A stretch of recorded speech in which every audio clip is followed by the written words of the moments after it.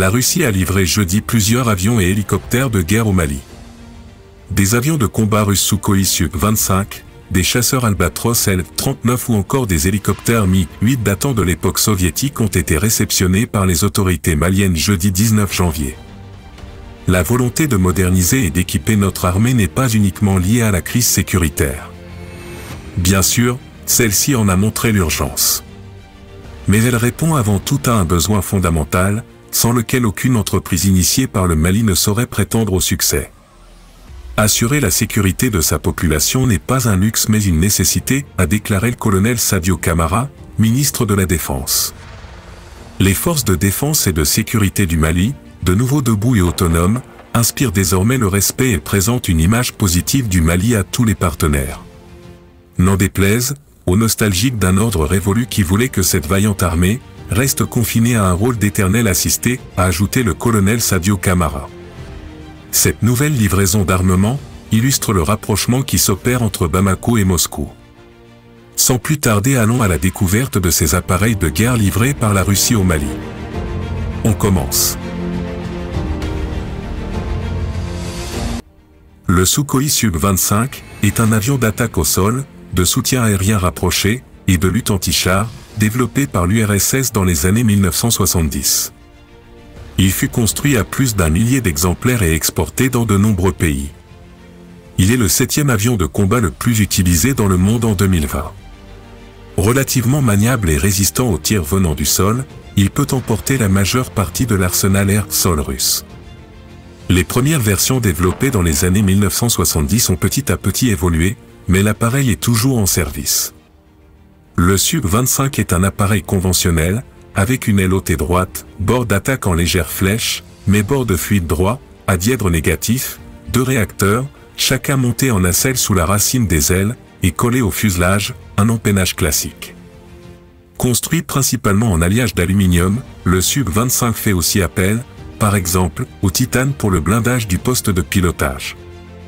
2 réservoirs de carburant dans le fuselage et un dans chaque aile, tous auto-obturants, donnent une capacité totale de 3660 litres. Il est un redoutable appareil monoplace d'appui rapproché, adapté aux pistes très sommaires. Lourdement armé de canons et d'engins air-sol, cet avion a été spécialement conçu pour le soutien des troupes au sol. Le Su-25 fit son premier vol en 1976 et entra en service 4 ans plus tard, après une longue période de mise au point.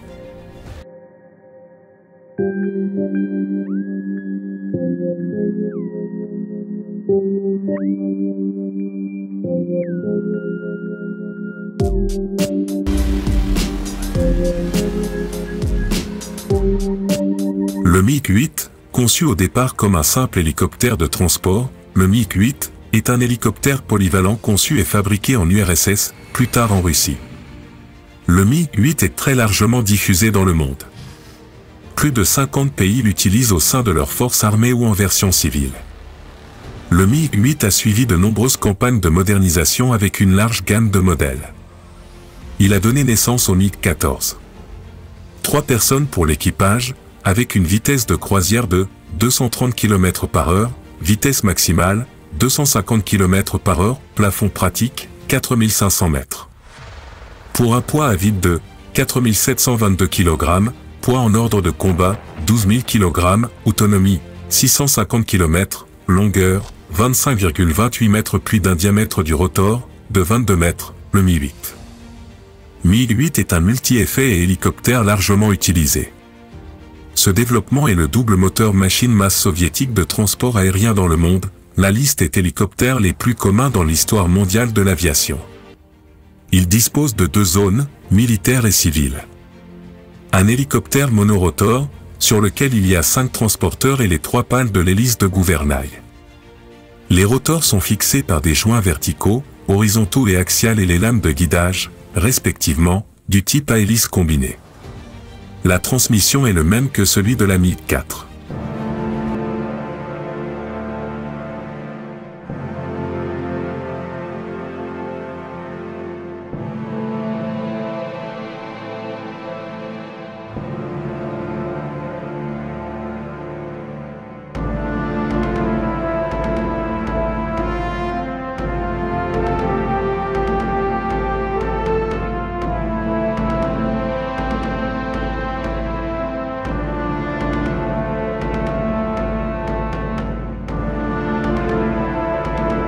L-39.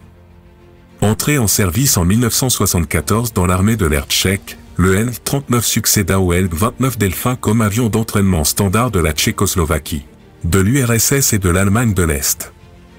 Cet avion petit est à la silhouette caractéristique avec ses deux entrées d'air placées très haut sur le fuselage. Il est aussi utilisé dans des missions d'attaque au sol ou de soutien. Le prototype du L-39 vola pour la première fois en novembre 1968. Le L-39 est un appareil de conception assez simple, robuste et économique. Il reçoit deux ailes droites et une dérive classique, les deux ailerons étant placés vers le bas de la dérive, et non en haut, comme sur le L-29.